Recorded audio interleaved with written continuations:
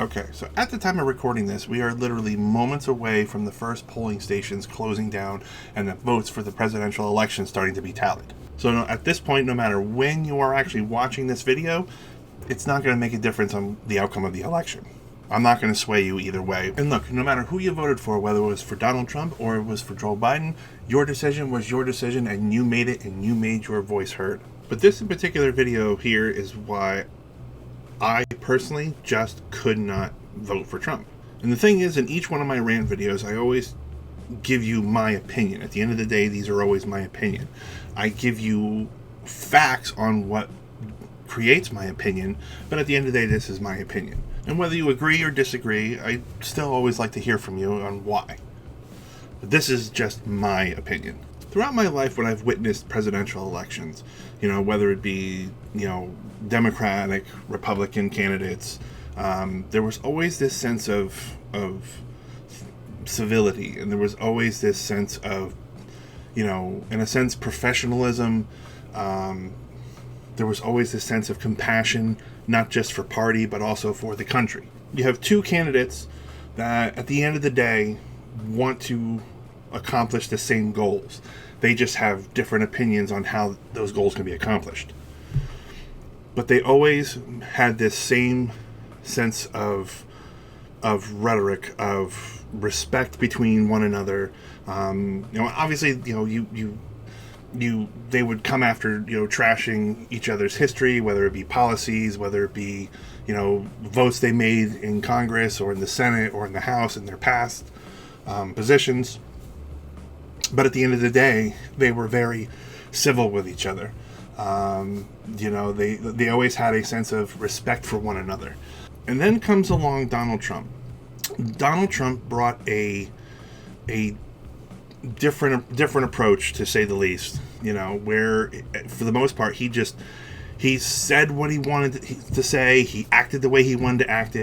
He was very unprofessional. He said these very inappropriate things, hurtful things, a lot of things that were very incorrect, were actually not even very incorrect. They were just flat out lies. They were made up fabrications just to prove the point of why he was better than the other candidates. To the point where he was actually attacking like the personal life of the other people he was running against in his own party.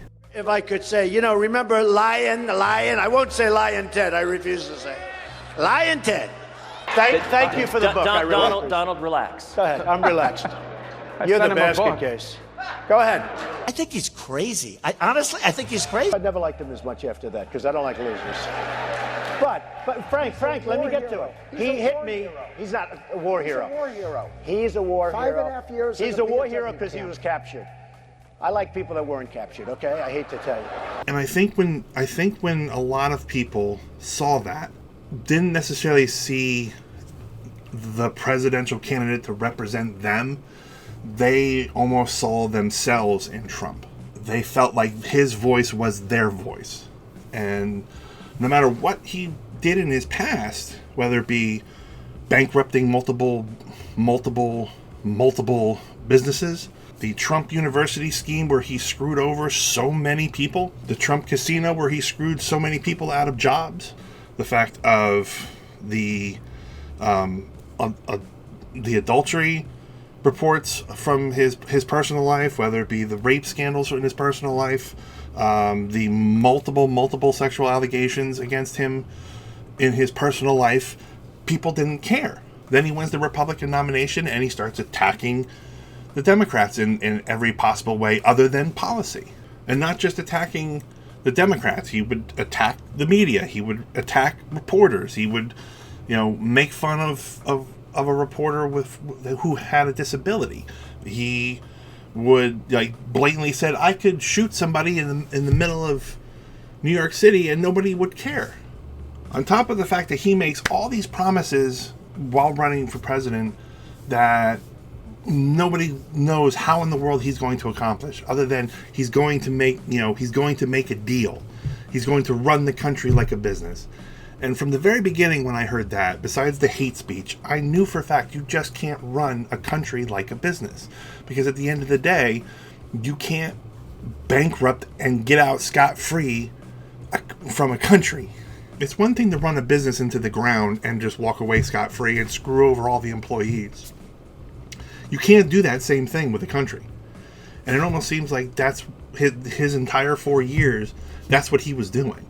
Everything he did was for his own personal gain, or the personal gain of his inner circle, including his children and his family, to the point where our own intelligence agencies prove that he got assistance from Russian meddling in the 2016 election, and his fan base, his supporters, didn't care.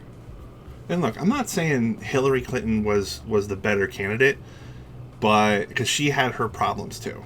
By all means, she definitely had her issues, she had her problems, she had her skeletons in her own closet.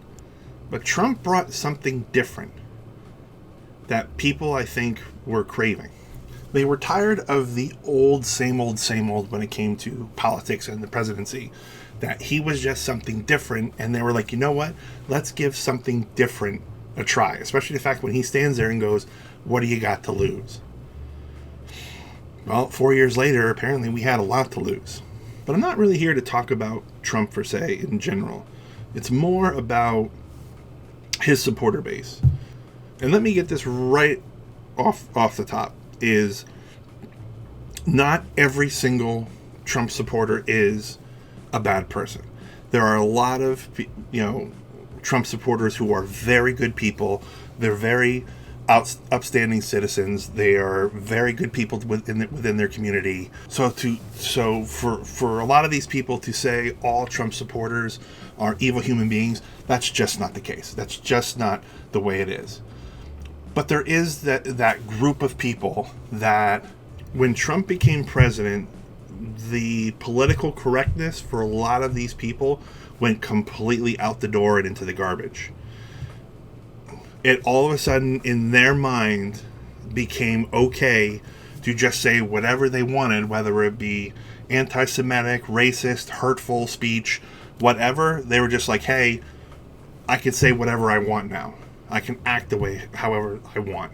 And nothing is more evident of that case especially when you have Trump all of a sudden toting about there's these mysterious people on planes in all black that are coming to invade the suburbs, which was a lie. You have this invading, presence of people, because they are coming, whoever the heck they were. That never happened. You have, toting about, building this wall because, to prevent illegal immigration coming, and then all of a sudden somehow Mexico was going to pay for a wall that there was no way he could make that happen. Empty promise after empty promise after empty promise after empty promise. And yet, this fan base of his he's the greatest thing since sliced bread. And when the fan base would repeat some of the falsehoods and the inaccuracies of Trump, a lot of people just chalked it up to, just goofiness and ignored it. And then when you start seeing the white supremacist groups come out in droves, chanting Trump's name, cheering Trump, walking the streets with torches, to the incident in Charlottesville where so many people got hurt. One woman got killed because of being run over by a car because of things Trump said. To the shooting in El Paso, Texas, because of things Trump said. To shootings at synagogues because of things Trump said. He had the perfect opportunity to come out against white supremacy at the first presidential debate.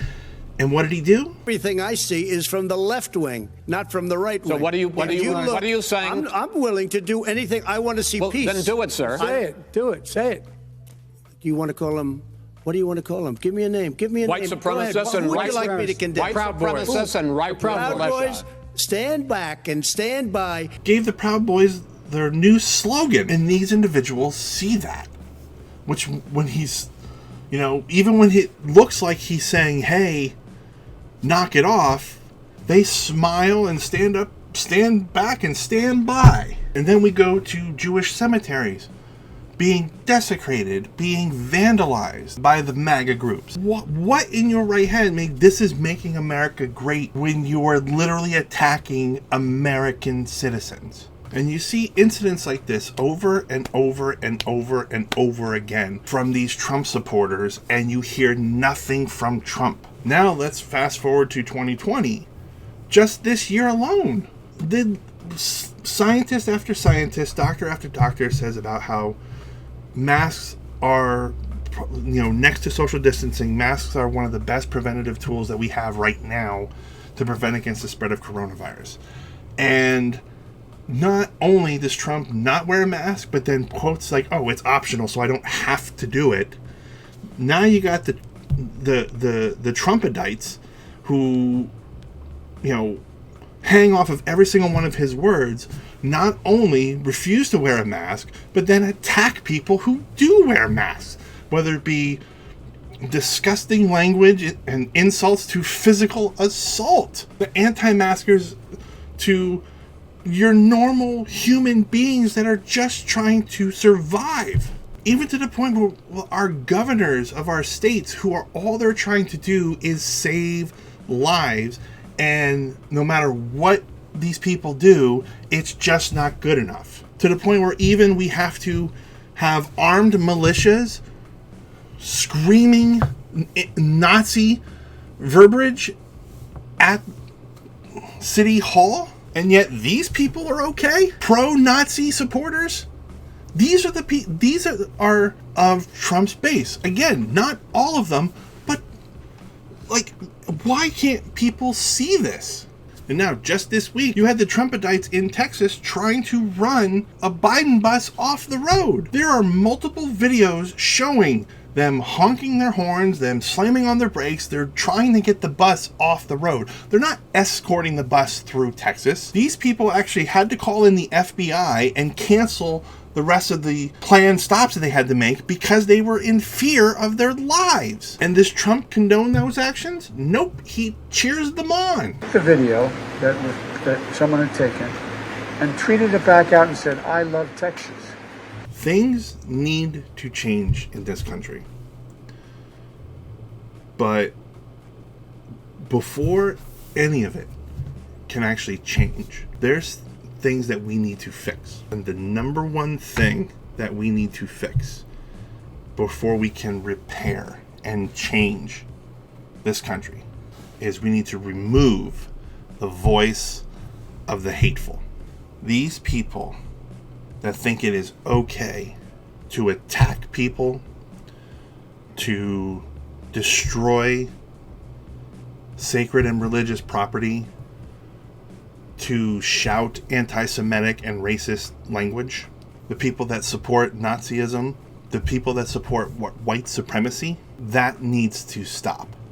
And the only way we're going to make it stop is if at first we start by having Trump lose. Just my opinion. Hello everyone, greetings and salutations, it's Madamus again. If you're watching me right now, that means you made it to the end of my video. Thank you so much for watching. If you enjoyed what you watched, please make sure you hit the like button, and if you're new to my channel, please make sure you hit the subscribe button. And don't forget to follow me on all my other social media platforms, links are in the description down below. If you'd like to watch another one of my videos I've done, just click on the picture to the left of me. If you want to see all the videos I've done, just click on my face right down below me. Again, thank you so much for watching. And as always, I'll catch you guys on the next one. Peace out.